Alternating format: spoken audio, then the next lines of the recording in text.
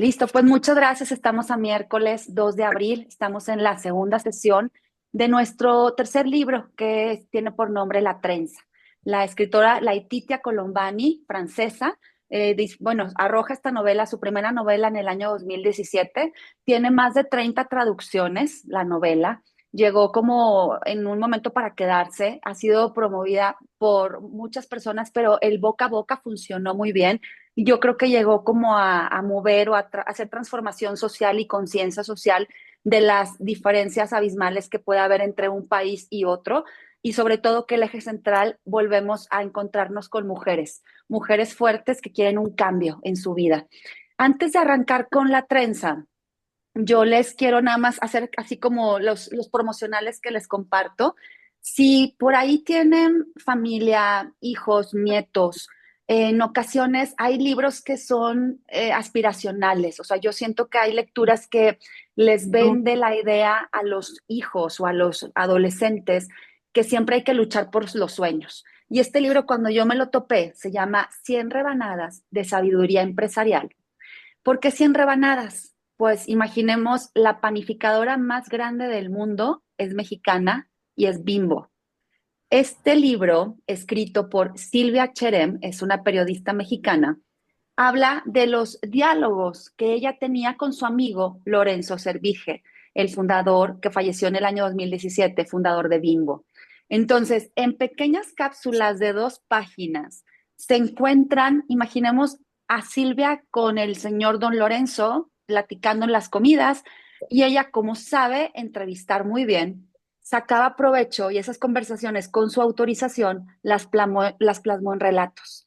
100 increíbles y mágicas mensajes aspiracionales. Entonces, tú leerle esto a los chavos de hoy significa decirles las cosas no salen como por arte de magia, se planean y tú eliges tu destino. Nada más por leerles la primera, vamos a empezar con algo distinto y después ya nos abocamos a la trenza. Empieza, todo empieza con números, o sea, te vas a ir con la uno, la 2, hasta llegar a la 100. Bueno, la uno es un pequeño subtítulo. El subtítulo dice, ser descendientes de sirvientes y campesinos no es freno ni impedimento. Alcanza quien sabe soñar, quien trabaja con disciplina y responsabilidad, quien no se desanima. Termina ese pequeño título y ahora sí te da la anécdota de esas conversaciones que tenía Silvia con don Lorenzo. Y si me permiten, les leo esta primera. Es súper bonita. Lo decía el don Lorenzo con experiencia propia. Sus abuelos, Margin y Rosa Servirge, eran campesinos, sirvientes en una masía. Es una casa en la montaña en la provincia de Barcelona. Ahí cultivaban trigo, uvas y olivo. A su padre, Juan Servirge, quien apenas sabía leer, escribir y hacer cuentas, le disgustaba el trabajo de campo, y sintiendo que su papá lo trataba con rudeza, a sus 9 años, con solo 3 pesetas en su bolso, se montó de mosca en un tren para llegar a la ciudad. Comenzó lavando platos en un restaurante de Barcelona, luego despachando vinos en el mostrador de una taberna. En 1903, para no cumplir con el servicio militar obligatorio, se embarcó en tercera clase soñando con hacer la América. Así llegó al puerto de Veracruz. Su intención era ir a Guadalajara para poner una cantina, pero de paso por la Ciudad de México, los tíos Pepe y Celedonio Torra y Adorna, primos de su mamá, lo contrataron para trabajar en su pastelería La Flor de México. Le ofrecieron casa, comida y cigarros. La cama era con el resto de los empleados en el piso de la pastelería. El sueldo, 100 pesos mensuales. En 1909, tras muchas disputas con los tíos, Juan se marchó a Buenos Aires, donde laboró en la confitería El Molino, afamada pastelería con influencia europea. Al regresar, los tíos Pepe y Celedonio lo recontrataron, deseosos de capitalizar lo que él aprendió en Argentina. Aunque le ofrecieron mejores condiciones, los roces se acrecentaron y, como era de esperarse, la relación no fructificó. Sin miras de crecimiento y ya casado con Josefina Sendra, Juan buscó la manera de independizarse. Aunque era luchón y trabajador, su situación económica nunca prosperó. Primero invirtió su capital en un negocio de guantes. El barco que traía la mercancía de Europa fue bombardeado por la Guerra Mundial y perdió todo su capital.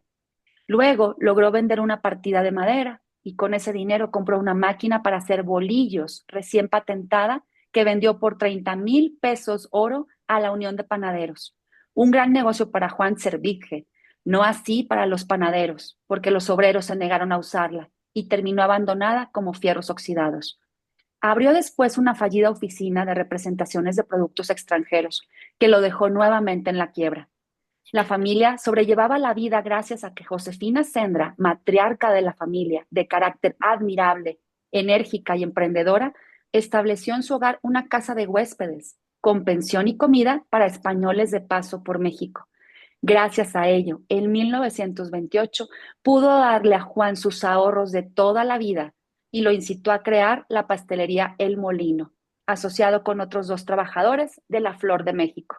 El Molino comenzaba a consolidarse cuando en 1936 Juan Servidge falleció repentinamente de un ataque al corazón.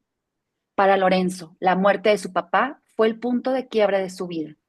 Perderlo me obligó a asumir responsabilidad, cambiar radicalmente mis planes. Era yo el hijo mayor. Había que enfrentar la pérdida, apoyar a mi madre y salir adelante. Me encantó. ¿Te hubieran imaginado la travesía que alguien dice, estoy en Barcelona, quiero una vida mejor, voy a pasar por América y se empieza a abrir camino en un país que no es el tuyo, en un continente que no es el tuyo, con penurias, con bajo sueldo, a regañadientas, perdiendo relaciones con los tíos, pero agarrando conocimiento? El papá de don Lorenzo Servidge muere y él a esa edad, en el año 1936, sabe que se tiene que hacer cargo de esa pastelería El Molino. Entonces ahí empieza la historia de Bimbo, lo que es hoy una panificadora mundialmente conocida. Entonces, estos sí son chispazos buenos. Si en ocasiones se puede quitar un poco la tablet, el iPad, el celular, los WhatsApps, los amigos que abruman y quieren que descansen con buena lectura, esto vale la pena hasta para nosotros adultos. Obvio. Se los recomiendo Gracias mucho. por esa ¿Me recomendación, repites el Ali. nombre del autor? Claro, el autor es Silvia Cherem. Los Sherem. Cherem, te lo mando igual por el WhatsApp. Es una escritora muy linda, tiene una manera de reseñar casos importantes, tragedias también del mundo. Ella escribió mucho en el Reforma. No sé si recuerdan algún momento en el 2004, planas completas en la portada principal o en la contraplana, sobre el tsunami que pasó en el año del 2004. Ese tsunami habló de una pareja de mexicanos recién casados que estaban de luna de miel ahí y de escribir una plana con la reseña de la chica viuda, que quedó viuda en ese lamentable tsunami. Ella sigue escribiendo más. Entonces, siempre de la tragedia escribe, pero sin morbo. Y esto es, obviamente, es una historia pues fidedigna. Ella convivió con el fundador de Bimbo. Creo que vale la pena. Por eso no quería dejar de escribírselos o Pero de Bimbo sigue la leérselos. descendencia de ellos, Ali. Creo que sí, creo que uno de los Sí. Servidge sigue siendo el director de la Porque empresa. luego los venden, los papás mueren, No, No, no, los Servirge siguen siendo Lorenzo Servirge Jr. es el que está al frente y órale, ya están los hijos de ellos, de la segunda ujú. generación, ya están dentro de Bimbo. involucrados. Es una historia muy Imagínense, interesante. es ¿Sí? interesantísima. Como datos así, al 2019 más o menos, que ya debe Ajá. estar muy cambiado, Bimbo tenía presencia en 32 países, tenía ventas anuales superiores a los 14,000 millones de dólares. Grupo Bimbo contaba con 197 plantas en América, Asia, África y Europa y tenía en ese momento más de 139,000 colaboradores y Mm. produciendo más de 13,000 productos bajo un centenar de prestigiadas marcas. No se quedó con Bimbo, se quedó con Marinela, con Sara Lee, con New Yorker Bakery, con Barcel, con Tía Rosa, con Ricolino, Dulces Vero, Frago, Arnold Thomas, Nutella, Brownberry. Se distribuyen con 58,000 rutas, alcanzando más de 3 millones de puntos de venta. Wow. No, no, no. Es una cosa que no te la crees. Y una de las Entonces, cosas que lo hizo famoso cuando mm, empezaron mm. es que todos los días cambiaban el inventario de todas las tienditas de México. Sí, producto fresco, ¿verdad? Todos los días. Siempre. Sí, sí, sí, es Le quitaban el increíble. producto al estanquillo, el anterior, y le daban uno nuevo, sin costo. Exacto. ¿El molino ya desapareció? No te No sé. sé, sí, te lo investigo, Porque a lo era muy mejor. famoso, hasta tenía una tipo canción, como decía, El Molino, su Ah, pastelería. sí. Sí, me acuerdo, Mira, yo estaba chiquita cuando papá escuchaba la radio y escuchaba en lo sí, del molino, qué pero yo lo vi en interesante. Insurgente Sur hace como 10 años todavía. Ah, mira, será un dato para investigar. También a él le admiraron mucho que en sus años 20, imagínense un chavo de 20 años para arriba, ya con este emprendimiento de Bimbo, él escribió como un manifiesto, ¿cómo voy a proyectar a mi empresa a largo plazo? Un chavo de veintitantos años diciendo, Bimbo va a hacer esto y va a lograr 26 esto. años, wow. Eh, Dicen que fue caso de estudio para la Universidad de Harvard porque no daban crédito que en los 40 un chico mexicano ya estuviera pactando el futuro de su empresa. Entonces son casos impresionantes, buenos casos de éxito, o sea, casos de éxito empresariales que se llevan a la vida diaria y cada lección tiene un empuje de, oye, lo puedo lograr, o sea, lo estoy logrando o ya lo logramos, ¿no? Está Ahora, padre, hay que leer ese libro. Qué en realidad él era, interesante. él era español, ¿no? Pues él nace, cuando ya se muda, él nace en México, o sea, él ya está con descendencia, obviamente con ascendencia española, pero él llega a nacer en México, su papá ya se había mudado, por lo que entendí y les leí. A ver, si sacamos aquí la información de la lectura, el papá se viene en el barco, les dije, creo que para evitar el servicio, en 1903, y él nace en México en 1918. Entonces, sí, sí es Sí, mexicano. nació como mexicano. Sí, ajá, y fallece en el 2017. Sí, pues bueno, ahora sí, después de este ¿2017? comercio, en el 2017 falleció. Wow. ¿A Sí, qué edad? basta. Pues Pues imagínate. sí, sí, tiene, ¿qué les dije? 2016. Ay, aquí ando, de 1918 al 2017. Entonces, Ali, sí 99 fueron años. los 99, ¿sí? Ujú. Wow, casi al 100 le llegaba, ¿no? Qué Ay, impresión. Pues bueno, larga vida, qué bueno, hay que bueno, mantenernos está siempre activos. interesante ese libro, hay que Sí, leerlo. Qué muy bueno. hermoso. Les mando las portadas la portada en un momento. Pues Muchas bueno, gracias. Gracias. ¿qué estábamos haciendo ayer? Estábamos conociendo a tres personajes, la trenza. Teníamos que viajar por tres países, ya habíamos comenzado por India, un país que nos sorprendió por las dificultades que hay en los niveles sociales y culturales y sobre todo religiosos, y es la protagonista, Esmita. Conocimos a Julia en Italia, Palermo, y ahora vamos a conocer a Sara, que está en Canadá, en Montreal, Canadá. Pues bueno, el capítulo de Sara comienza así. Libro La Trenza. Sara. Suena el despertador y empieza la cuenta atrás. Sara vive contrarreloj desde que se levanta hasta que se acuesta. En el momento en que abre los ojos, su cerebro se enciende como el procesador de un ordenador. Se levanta todos los días a las 5 de la mañana. No tiene más tiempo para dormir. Cada segundo cuenta. Su jornada está cronometrada, milimetrada, como el papel que compra a la vuelta de las vacaciones para la clase de matemáticas de sus hijos. El tiempo de la despreocupación, el de antes del buffet de abogados, el de la maternidad, el de las responsabilidades, queda lejos. Entonces, le bastaba una llamada para cambiar el curso, para cambiar el curso del día. ¿Y si esta noche hiciéramos? ¿Y si nos vamos de viaje? ¿Y si fuéramos a... Ahora todo está planificado, organizado, previsto.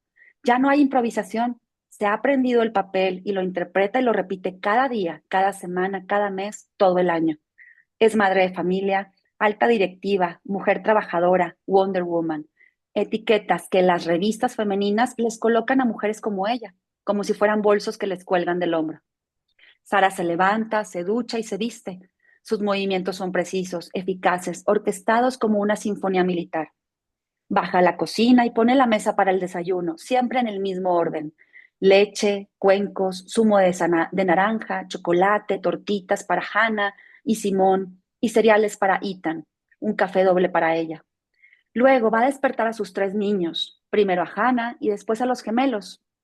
Ron, el nani, dejó preparada la ropa la noche anterior.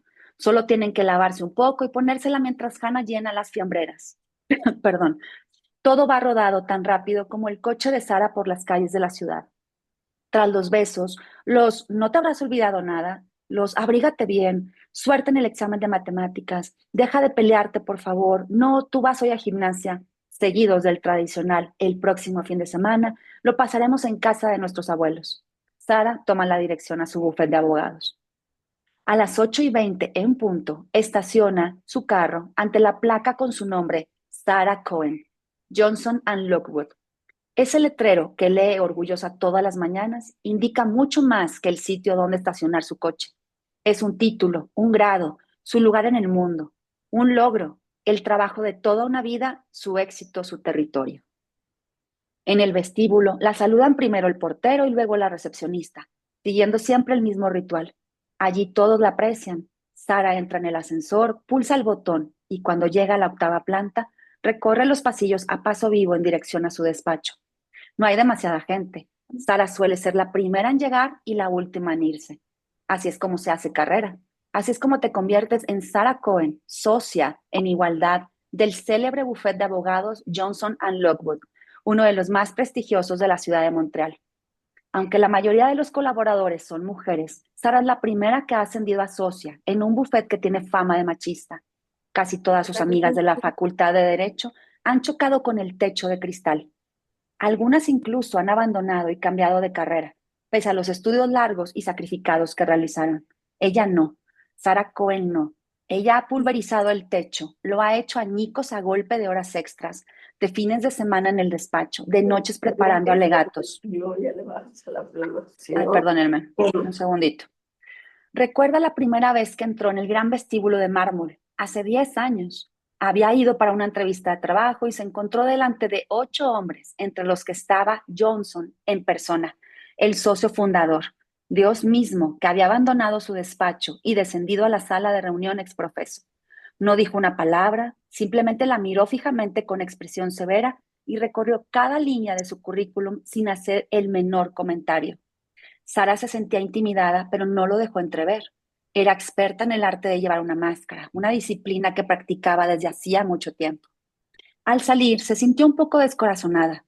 Johnson no le había hecho ninguna pregunta ni había mostrado interés por ella, como un jugador curtido durante una partida de póker. Había mantenido una expresión impasible durante toda la entrevista y se había despedido con un escueto adiós, que no permitía albergar muchas esperanzas con respecto a su porvenir.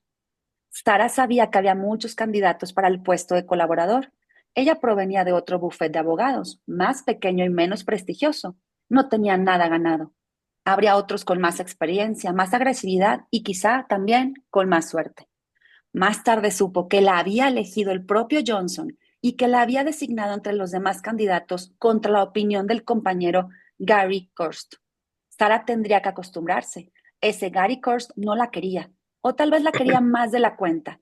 Puede que estuviera celoso o quizá la deseara. En cualquier caso, la cuestión era que se mostraría hostil con ella, gratuita e indefectiblemente en todo momento. Sara conocía a esos hombres ambiciosos que odiaban a las mujeres y que se sentían amenazados por ellas. Se relacionaba con ellos, pero no les hacía demasiado caso. Seguía su camino, dejándolos en la cuneta. En el buffet Johnson and Lockwood había subido peldaños a la velocidad de un caballo a galope y se había forjado una reputación sólida en los tribunales. Estos eran sus terrenos, su territorio, su cuadrilátero. Cuando entraba en ellos, se transformaba en una guerrera, en una luchadora despiadada e implacable. Cuando litigaba, adoptaba una voz ligeramente distinta a la suya, más grave y más solemne. Se expresaba con frases cortas, incisivas, contundentes, como ganchos a la mandíbula. Dejaba a sus adversarios aprovechando la menor fisura y cualquier debilidad en su argumentación. Se sabía sus casos de memoria, no se dejaba desarmar y nunca perdía los nervios. Desde que empezó a ejercer en el pequeño buffet de la calle Winston, que la contrató tras licenciarse como abogada, había ganado casi todos los casos. Era admirada y temida. A sus casi 40 años era un ejemplo de éxito para los abogados de su generación. En el buffet se rumoraba que sería la siguiente partner de administración del Johnson. Él era el mayor, había que buscarle un sucesor. Todos los socios aspiraban a ese puesto, ya se veían califas en el trono del califa. Ese puesto era la consagración, el Everest en todo el mundo de los abogados. Sara lo tenía todo para ser elegida, una trayectoria ejemplar, la voluntad inquebrantable, una capacidad de trabajo sin igual y una especie de bulimia que la empujaba a estar siempre en movimiento. Era una deportista, una alpinista que apenas coronado un pico, se lanzaba por el siguiente. Ella veía su vida así, como una larga ascensión, aunque a veces se preguntaba qué ocurriría cuando estuviera en la cima. Esperaba ese día sin desearlo realmente. Por supuesto, su carrera había exigido sacrificios. Le había costado un montón de noches en vela y 2 matrimonios. Sara solía decir que a los hombres no les gustan las mujeres que les hacen sombra, y también reconocía que donde hay 2 abogados, sobra uno. Una vez había leído en una revista, ella que rara vez la sabría, una estadística estremecedora sobre la duración de las parejas de abogados. Se la enseñó su marido de entonces y los dos se echaron a reír. Se separaron al año siguiente. Absorbida por su trabajo en el bufete de abogados, Sara había tenido que renunciar a muchos momentos con sus hijos, haberse perdido las salidas escolares, las fiestas de fin de año, las funciones de danza, las meriendas de cumpleaños o las vacaciones. Sabía que en esos momentos no volverían y eso le apenaba. Conocía a la perfección el sentimiento de culpa de las madres que trabajan. Lo tenía desde que nació su primera hija, Hannah, desde el terrible momento en que con solo 5 días tuvo que dejarla al cuidado de una niñera para solucionar un asunto urgente en el bufete. No tardó en comprender que en el ambiente en el que se movía no había margen para los retrasos de una madre afligida. Antes de ir a trabajar, había ocultado las lágrimas bajo una espesa capa de maquillaje. Se sentía desgarrada, dividida, pero no podía confiarse a nadie. En momentos así envidiaba la tranquilidad de su marido, la fascinante tranquilidad de los hombres, en quienes ese sentimiento parecía curiosamente ausente. Salían por la puerta de casa con una facilidad insolente. Al irse por la mañana no llevaban consigo más que sus expedientes, mientras que ella arrastraba la carga de la culpa, como una tortuga a su pesado caparazón.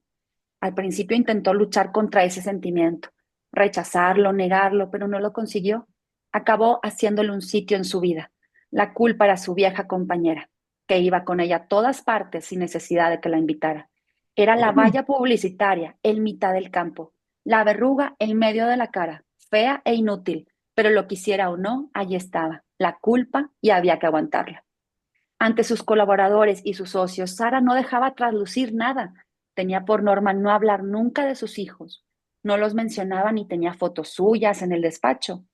Cuando debía ausentarse del buffet para ir al pediatra o acudir a una convocatoria de la escuela, a la que no podía faltar, prefería decir que iba a una entrevista fuera. Sabía que estaba mejor visto irse antes para tomar una copa que alegar problemas con la nani. Era mejor mentir, inventar, echarle imaginación, cualquier cosa antes que confesar que tenía hijos, es decir, ataduras, vínculos, limitaciones. Eran otros tantos los frenos a su disponibilidad, al progreso de su carrera. Sara aún recuerda que en el anterior buffet donde ejerció, una mujer que acababa de ser ascendida a socia, al anunciar que estaba embarazada, fue destituida y devuelta a su puesto de colaboradora. Era una violencia sorda, invisible, una violencia habitual que nadie denunciaba. Sara aprendió una lección por sí misma. Durante sus 2 embarazos no les dijo nada a sus jefes. Sorprendentemente, su vientre se mantuvo plano mucho tiempo, hasta alrededor de los 7 meses. Su gravidez fue casi indetectable, incluso con sus gemelos, como si dentro de ella sus hijos hubieran comprendido que era mejor ser discretos. Era su pequeño secreto, una especie de pacto tácito entre ellos. Sara cogió su incapacidad por maternidad más breve posible y volvió al buffet 2 semanas después de su cesárea, con una línea envidiable, cansada pero pulcramente maquillada y con una sonrisa perfecta.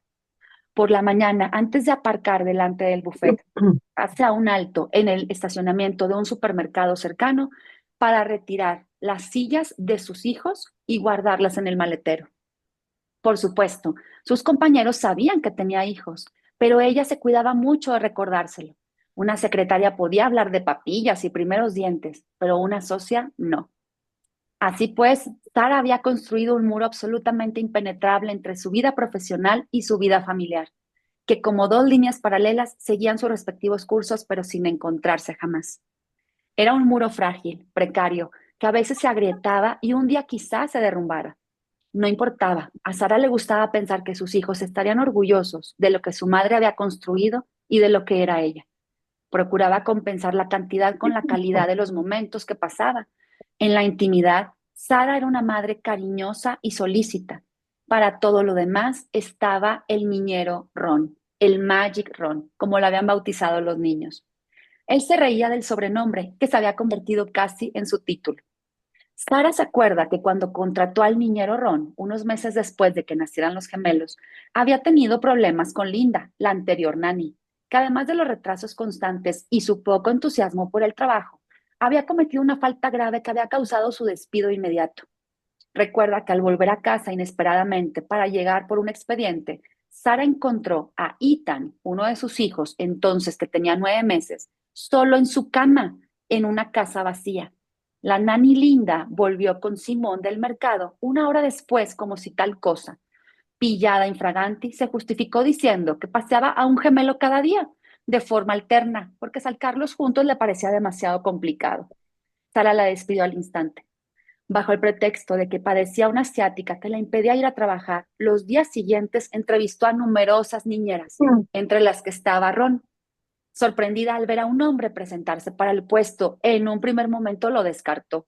Se leían tantas cosas en los periódicos. Además, como ninguno de sus dos maridos había destacado en el arte de cambiar pañales o dar biberón, dudaba que un hombre fuera capaz de desempeñar esas tareas. Pero entonces se acordó de su entrevista de trabajo con Johnson and Lockwood y de lo que había tenido que superar, en tanto que mujer, para imponerse en ese medio. Ron tenía tanto derecho a una oportunidad como los demás. Su currículum era impecable y sus referencias excelentes. También era padre de 2 hijos, vivía en un barrio cercano. Era evidente que cumplía todos los requisitos. Y Ron demostró ser perfecto.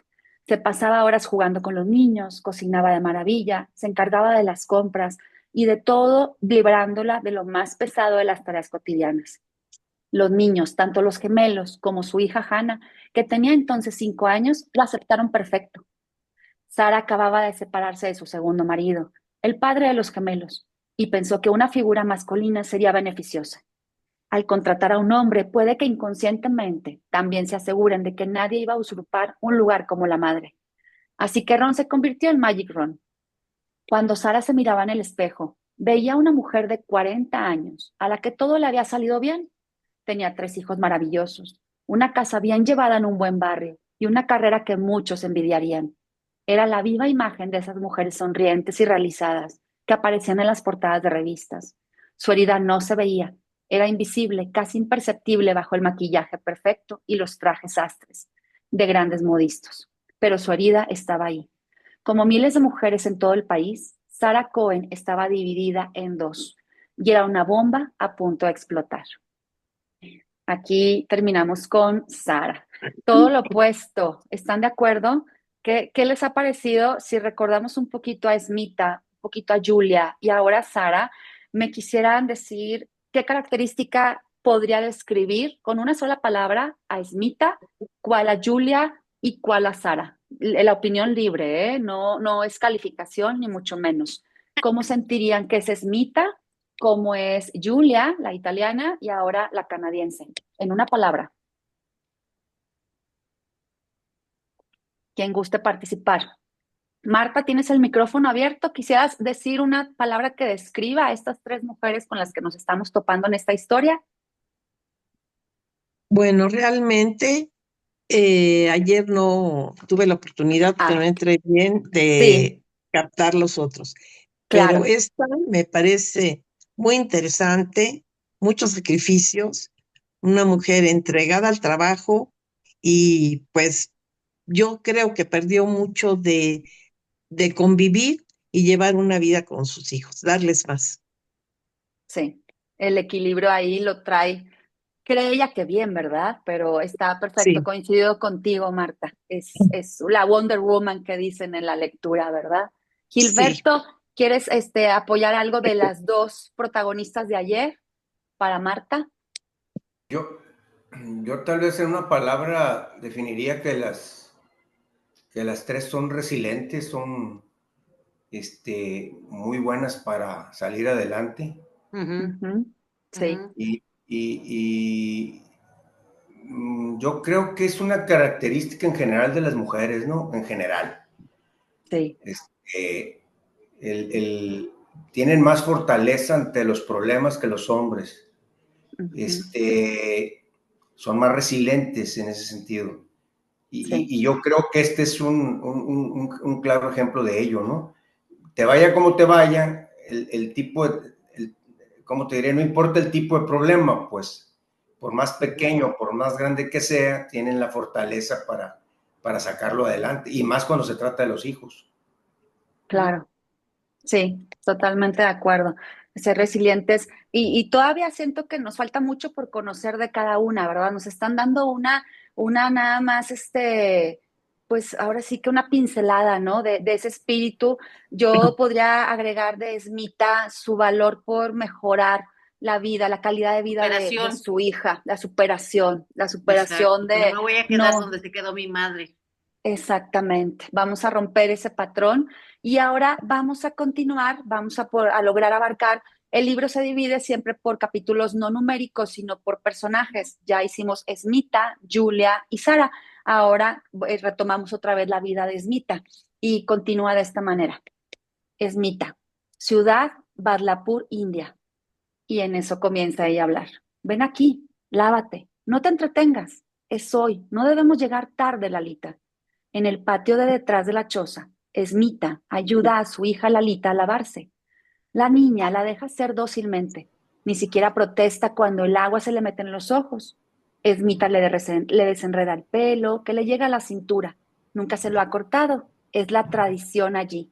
Las mujeres conservan el cabello de nacimiento mucho tiempo, a veces toda la vida. Le divide la cabellera en 3 mechones, que entrelaza con la habilidad hasta formar una trenza. Luego le tiende el sari que ha cosido para ella por las noches. La tela se la regaló una vecina. Esmita no tiene dinero para comprar el uniforme que llevan allí los escolares, pero no importa, su hija irá guapa el primer día de escuela, se dice. Se ha levantado al amanecer para prepararle la comida, porque en la escuela no hay comedor. Cada niño tiene que llevar su almuerzo. Ha cocido arroz y le ha añadido un poco de curry, del que guarda para las grandes ocasiones. Espera que Lalita coma con apetito en su primer día de escuela. Para aprender a leer y escribir se necesita energía, piensa. Ha metido la comida en una fiambrera improvisada, una caja de hojalata que ha limpiado cuidadosamente y decorado ella misma. No quiere que Lalita se avergüence delante de otros niños. Sabrá leer como ellos, como los hijos de la casta de los Yats. Ponte polvos, ocúpate del altar, deprisa. En la única habitación de esa choza que sirve tanto de cocina como de dormitorio y templo, Lalita es la encargada de limpiar ese pequeño altar dedicado a los dioses. Enciende una vela y la coloca junto a las imágenes sagradas. Ella es quien hace sonar el cascabel al final de las danzas. Esmita y su hija rezan juntos una oración a Vishnu, Dios de la vida y de la creación y protector de todos los seres humanos. Cuando el orden del mundo se trastorna, Vishnu se encarna para descender a la tierra y restaurarlo, adoptando ya sea la forma de un pez, de una tortuga, de un jabalí o de un hombre león. A Lalita le gusta sentarse junto al altar por la noche, después de cenar, y oír a su madre contar la historia de los 10 avatares de Vishnu. En su primera encarnación humana, defendió a la casta de los brahmanes contra los chatrias, con cuya sangre llenó 5 lagos. Siempre que recuerda esa historia, Lalita se estremece. Cuando está jugando, tiene mucho cuidado de no aplastar ninguna hormiga, ninguna araña, porque nunca se sabe. Vishnu puede estar ahí, muy cerca, encarnado en alguna de esas humildes criaturas. Un dios en la punta del dedo. La idea le gusta y a la vez le da miedo. A su padre, Nagarajan, también le gusta oír a su esposa Esmita por la noche junto al altar. Su mujer es una gran narradora, a pesar de que no sabe leer. Pero esta mañana no hay tiempo para historias. Como de costumbre, Nagarajan se ha marchado temprano, en cuanto ha amanecido. Nagarajan es cazador de ratas, como también lo era su padre antes que él. Trabaja en los campos de las castas de los Yats. Es una tradición ancestral, una habilidad transmitida como una herencia, el arte de atrapar ratas con las manos desnudas. Los roedores se comen las cosechas y socavan el suelo excavando galerías. Nagarajan aprendió a reconocer esos agujeros tan característicos en la tierra. Hay que fijarse bien, le decía a su padre, y ser paciente.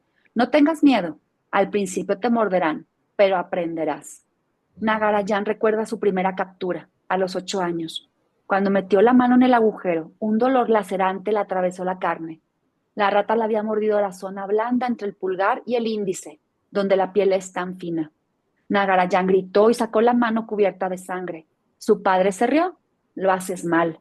Hay que ser más rápido, Nagarayan. Tienes que sorprender a la rata. Vuelve a intentarlo.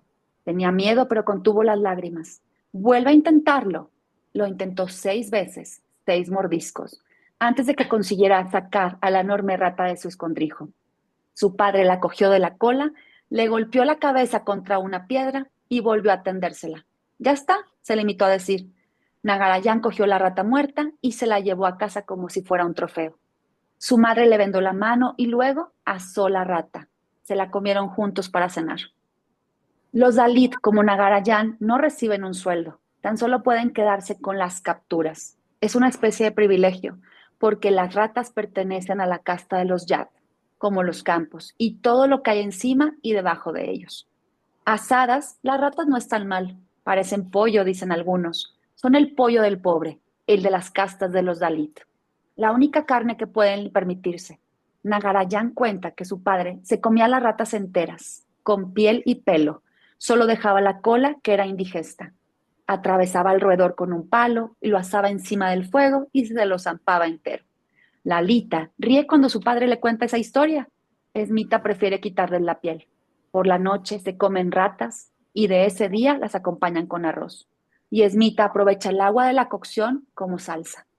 A veces también tienen las sobras de las familias cuyas letrinas limpia. Esmita se las lleva a casa y las comparte con los vecinos. Lalita busca entre sus cosas y saca un frasquito de esmalte que encontró un día mientras jugaba junto a un camino. No se atrevió a decirle a su madre que en realidad se le cayó a una mujer que pasó de largo y el frasco rodó hasta la cuneta, de donde ella lo recogió. Luego se lo apretó contra el cuerpo para esconderlo como si fuera un tesoro.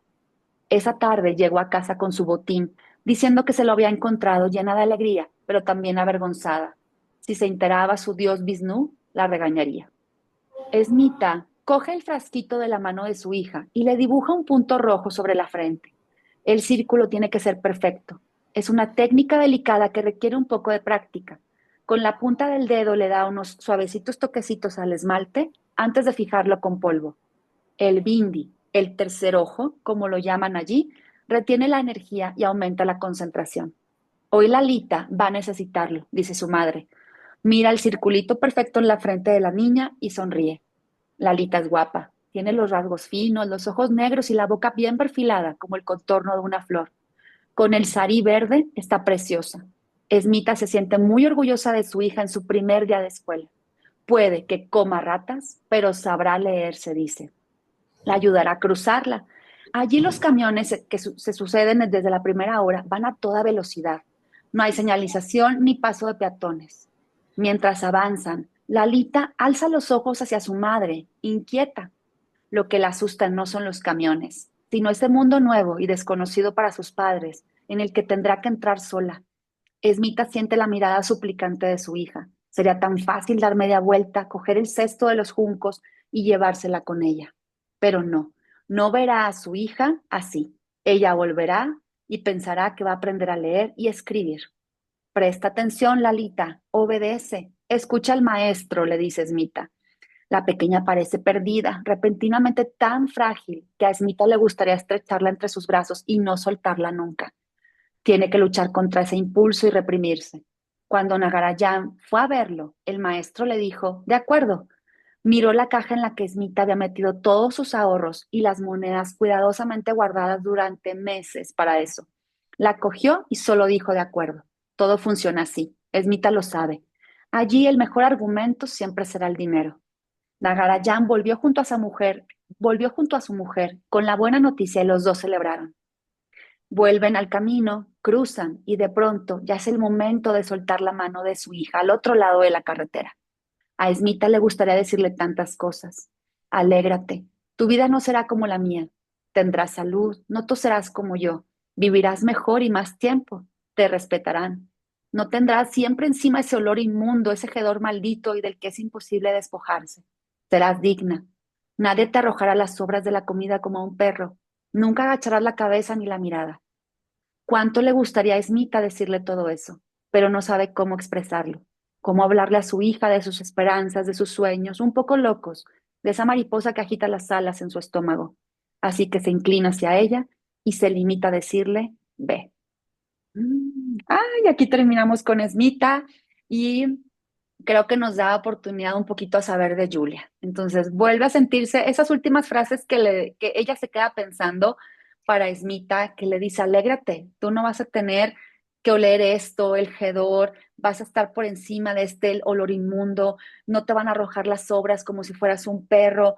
Todo eso lo sientes y cuántas veces no hemos querido extender la mano para darle esa bendición eterna a nuestros hijos o a nietos y poder decir, con mi manto te protejo, ¿verdad? Yo creo que aquí queda claro que Esmita le desea lo mejor, pero la voz de seguro, si lo estuviéramos viendo en persona, se le estaría quebrando y lo único que le sale de su boca es decir, ve.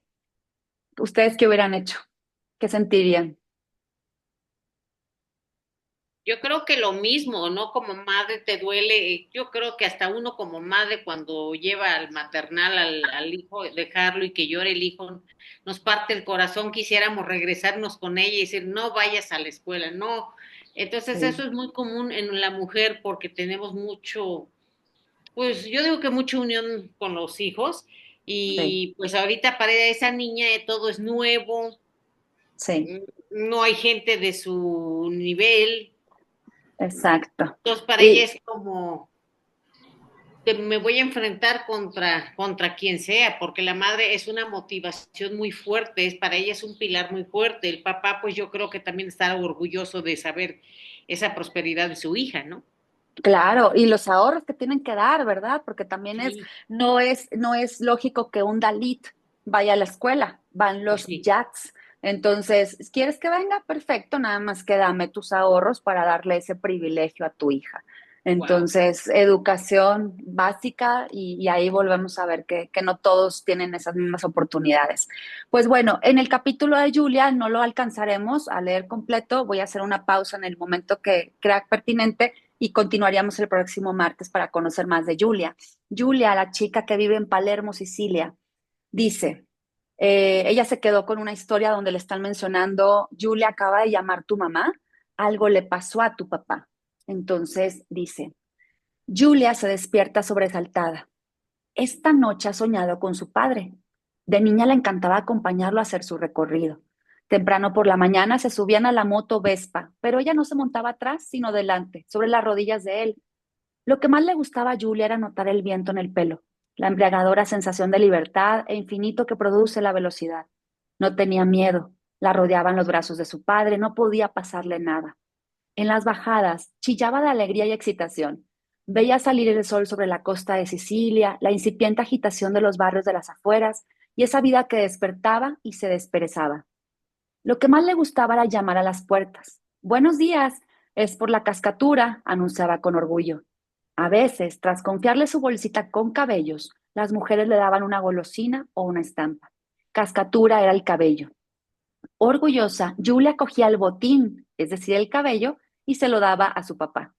El señor Lanfredi sacaba de su bolsa la pequeña balanza de hierro fundido que había heredado de su padre y este del suyo, y que llevaba a todas partes. Pesaba los mechones para calcular lo que valían y le daba unas cuantas monedas a la mujer. En otros tiempos, el pelo se cambiaba por cerillas, pero con la llegada de los mecheros, el trueque terminó. Ahora se pagaba con dinero contante y sonante. A menudo, su padre hablaba riendo de las personas mayores que, demasiado cansadas para abandonar su habitación, bajaban sus cabellos dentro de una cesta atada a una cuerda. Él los saludaba con la mano, cogía los mechones y ponía el dinero de vuelta en la cesta, que volvían a subir del mismo modo. Julia se acuerda de eso, de la risa de su padre cuando lo contaba. Luego se iban los dos a otra casa, a Rivederci. En las peluquerías el botín era más jugoso. A Julia le gustaba la expresión de su padre cuando le daban una trenza larga, las más escasas y las más caras. La pesaba, la medía y tocaba los cabellos para comprobar la textura y el espesor. Pagaba, daba las gracias y volvían a irse.